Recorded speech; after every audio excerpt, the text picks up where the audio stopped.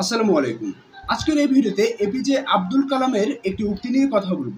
উক্তিটি হচ্ছে তিনি মূলত ৫টি বাক্য বা ৫টি শব্দ বা ৫টি লাইনের কথা বলেছেন, যেই ৫টি লাইন আপনাকে প্রতিদিন সকালে তিনি বলতে বলেছেন। তো চলুন আগে শুরুতেই সেই ৫টি টপিক বা ৫টি লাইন কি সেটা জেনে আসি। প্রতিদিন সকালে এই ৫টি লাইন বলো। ১. আমি সেরা। ২. আমি করতে পারি। ৩. সৃষ্টিকর্তা সবসময় আমার সঙ্গে আছেন। ৪. আমি জয়ী। ৫. আজ দিনটা আমার। শুরুতেই যদি আসি আমি সেরা, নিজের ভিতরে একটা আত্মবিশ্বাস তৈরি করে দেয় আমি সেরা এই বাক্যটি। ২টি শব্দের এই বাক্য আপনার জীবনটাকে পরিবর্তন করে দেয়। আমি সেরা, আপনি একবার বলে দেখুন, এখন বলুন, এই ভিডিওটা অফ করে বলুন আমি সেরা। আপনি যদি আমার কথা মতো ভিডিওটা অফ করে বলে থাকেন, আই হোপ আপনি ভালো একটা অবস্থানে নিজেকে ফিল করছেন এই মুহূর্তে। আপনি যখন বলবেন আমি সেরা, তখন আপনার নিজের ভিতরে একটা আত্মবিশ্বাস তৈরি হয়ে যাবে এবং সেই আত্মবিশ্বাসের ফলশ্রুতিতে আপনি যখন সকালে এই কথাটা বলছেন, ওই সারা দিনটা আমি সেরা, আপনি সেরা, এটা আপনি যখন নিজে বিশ্বাস করছেন, তখন আপনি ওই দিনটা আপনি সেরা হিসেবে অতিবাহিত করবেন। ২ নাম্বার হচ্ছে আমি করতে পারি। এ বিষয় নিয়ে ছোট একটা গল্প শুনে আসি। একটা শিক্ষা প্রতিষ্ঠানে একজন শিক্ষক নতুন গেল এবং শিক্ষার্থীদের গিয়ে বলল, তোমরা কে কি পারো না সেটা কাগজে লিখো। তারপর তো অনেকে অনেক কিছু লিখলো, গান গাইতে পারে না, তারপর হচ্ছে থিওরি ভালো বোঝে না, তারপর হচ্ছে নাচতে পারে না, তারপর কবিতা আবৃত্তি করতে পারে না, তারপর হচ্ছে আপনার বাদ্যযন্ত্র বাজাতে পারে না, তারপর হচ্ছে আপনার অন্য ফ্রেন্ড যেটা পারে সেটা সে পারে না, ভালো ভালো পুরস্কার অর্জন করতে পারে না, এরকম সব কিছু লিখলো, সব কিছু লিখলো। আহ, আমি কি পারি না সেটা এরকম লেখার পরে ওই কাগজগুলো সবার লেখা হয়ে গেল, বললো যে স্যার লিখেছি। তারপর ওই শিক্ষক বলল চলো এবার বাহিরে চলো। তারপর ওই শিক্ষা প্রতিষ্ঠানের কক্ষ থেকে বের হয়ে মাঠে চলে গেল, মাঠে একটা গর্ত করলো। গর্ত করার পরে ওই শিক্ষক বলল, তোমরা যা যা পারো না ওই কাগজগুলো এখন এই মাটিতে রাখো। মাটিতে সবাই রাখলো উৎসাহ নিয়ে, দেখি কি হয়। স্টুডেন্টরা তো একটা উৎসাহ নিয়ে আছে, হ্যাঁ। টিচার এসে বলছেন তোমরা কি পারো না সেটা লেখো, এবং তিনি আবার একটা মাটি করলো এবং মাটিতে তিনি আর কি কি করছেন সেটা সবার একটা আগ্রহ তৈরি হলো। এবার সবাই তো ওই মাটিতে কাগজগুলো রাখলো, রাখার পরে মাটি চাপা দেওয়া হলো। তারপর টিচার ওখানে বলল, দেখো তোমরা এখন এই মুহূর্তে এখানে যারা আছো, তোমরা কিন্তু সবাই যেটা পারো না সেটা কিন্তু মাটিতে পুঁততে রেখেছো। এখন তুমি যেটা পারো শুধুমাত্র তুমি সেটাই করো। অর্থাৎ আপনি যে পারেন, আপনি করতে পারেন, আপনি পারেন, হ্যাঁ।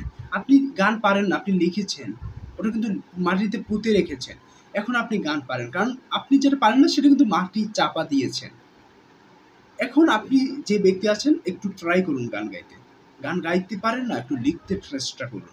যাই হোক, আপনি পারেন এই বিশ্বাসটাও আপনার ভিতরে রাখবেন। যখন আপনি সেরা বলছেন, তারপর আমি করতে পারি বা আপনি কিছু একটা করতে পারেন, আপনি যেকোনো কাজ করতে পারেন, এই বিশ্বাসটাও আপনার ভিতরে নিয়ে আসুন। তাহলে হবে কি আপনি আরো এক ধাপ এগিয়ে যাবেন সামনের দিকে। এবার ৩ নাম্বার, সৃষ্টিকর্তা সবসময় আমার সঙ্গে আছেন। সৃষ্টিকর্তা আপনার সঙ্গে আছে এই বিশ্বাসও যখন আপনি রাখবেন, তখন আপনি কোনো কাজে আটকে থাকবেন না। তখন কোনো কাজে আপনি বাধা তৈরি হবে এরকম মনে হবে না আপনার জন্য। কারণ আপনার একটা বিশ্বাস তৈরি আছে যে যা কিছু হোক সৃষ্টিকর্তা আমার সঙ্গে আছেন। সৃষ্টিকর্তা যা কিছু করেন ভালোর জন্য করেন। এ নিয়েও একটা গল্প শুনি, তাহলে আরো ইন্টারেস্টিং লাগবে। এটা আমি আমার কোনো এক হুজুরের থেকে শুনেছিলাম, যেটা হচ্ছে আমার গ্রাম, আমার শৈশব যেখানে কেটেছে সেখানের এক মসজিদের হুজুরের কাছে শুনেছিলাম যে কোনো একটা বাদশা হাত কেটে গিয়েছিল। তারপর ওখানের যে কোনো একজন ব্যক্তি বলছে যে আল্লাহ যা করেন ভালোর জন্য করেন, হাত কেটে গেছে। তারপর ওই বাদশা করলো কি যে ওই যে বলেছে এই কথাটা আল্লাহ যা করেন ভালোর জন্য করেন, তাকে আর কি জেলে ঢুকিয়ে রাখলো। এবার ওই বাদশা করলো কি শিকারে বের হলো বন জঙ্গলে।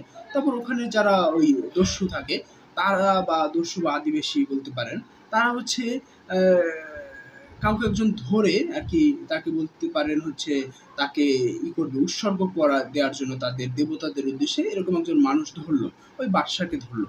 তারপর হলো কি ওই বাদশার হাত কাটা, মানে হাতের আঙ্গুল কাটা ছিল, হ্যাঁ। ওই যে হাতের আঙ্গুলটা আগে কাটা গিয়েছিল। এই জন্য হলো কি ওই বাদশা যে হাতের আঙ্গুল কেটে গিয়েছে, এজন্য ওটা দেখায়ে ওই আদিবাসীরা বা ওই দস্যুরা করলো কি, তাকে আর উৎসর্গ করলো না তাদের দেবতাদের উদ্দেশ্যে। কারণ ওখানে তাদের একটু খুঁত বলা হয়। আমাদের গ্রামের ভাষায় খুঁত বলে। মানে যখন আপনি পরিপূর্ণ না কেউ, একটু কাটা ছিঁড়া থাকে তাকে খুঁত বলা হয়, এরকম বলে গ্রামের ভাষায়। যাই হোক, ওরকম থাকার ফলে তাকে আরকি ছেড়ে দিল। তার আর জীবনটা শেষ হয়ে গেল না ওই বাদশার ওখানে। এরপরে ওই বাদশা তো অনেক খুশি যে হচ্ছে তার দস্যুরা তাকে ধরেছে, আবার ছেড়েও দিয়েছে। তারপর ওই হাতে কাটার জন্যই তো তাকে ছেড়ে দিয়েছে। এরপর ওই বন্দীর কাছে গেল, যাকে তিনি বন্দী করেছেন, যিনি বলেছিলেন যে আল্লাহ যা করেন ভালোর জন্য করেন। এরপরে তার কাছে গেল যে আমি তো বুঝলাম যে আমার হাত কাটলো এজন্য আমার ভালো হয়েছে। কিন্তু একটা কথা, আমার একটা প্রশ্ন আছে তোমার কাছে। যদি এই প্রশ্নের উত্তর দিতে পারো তাহলে তোমাকে মুক্ত করে দেব।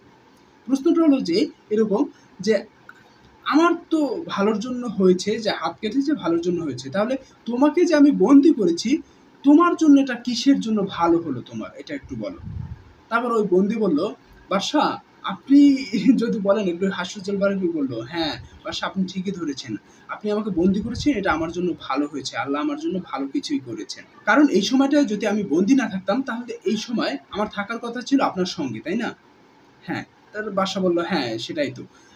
আমি যেহেতু শিকারে যেতাম তোমাকে সঙ্গে নিয়ে যেতাম।"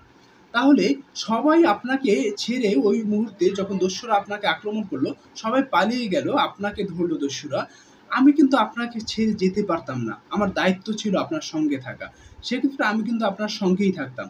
তাই আপনার হাত যেহেতু কাটা ছিল, সেক্ষেত্রে আপনি তো হচ্ছে কি বলে মানে মুক্ত, ছাড়া পেয়ে গেলেন ওই দস্যুদের হাত থেকে। কিন্তু আমার তো কোনো হাত কাটা ছিল না। আমি কি ছাড়া পেতাম? আমি তো ওই দস্যুদের হাতেই ওখানে শেষ হয়ে যেতাম। সেক্ষেত্রে আল্লাহ আমার জন্য এটা ভালোর জন্যই করেছে। এর পরের টপিকে যদি আসি, সেই টপিকটা হচ্ছে এরকম যে হচ্ছে আমি জয়ী। আপনি জয়ী, এই বিশ্বাসটা রাখুন। হ্যাঁ, সব প্রতিযোগিতায় আপনি যে জয়ী হবেন এমন না। কিছুতে আপনি হচ্ছে হেরেও যাবেন। কিন্তু হারার মানে কি আপনি হেরে গেছেন? না। হারার মানে হচ্ছে আপনি শিক্ষা নিয়েছেন। আপনি শিক্ষা নিয়েছেন। অর্থাৎ প্রতিটা স্থানেই আপনি জয়ী। যেকোনো প্রতিযোগিতার কথা চিন্তা করুন, সেখানে আপনি জয়ী। বিকজ আপনি ওখানে যদি হেরেও যান, দেন আপনি ওটা থেকে কিছু শিখতে পারছেন। আপনার ওই শিক্ষাটাই আপনার জয়। এটা ভেবে নিতে পারেন। তাহলে আপনি জয়ী, এটা কিন্তু আপনার মনে প্রাণে একটু ধারণা তৈরি করে নিন যে আমি জয়ী। এরপরের টপিকটায় যদি আসি, যে আজ দিনটা আমার জন্য।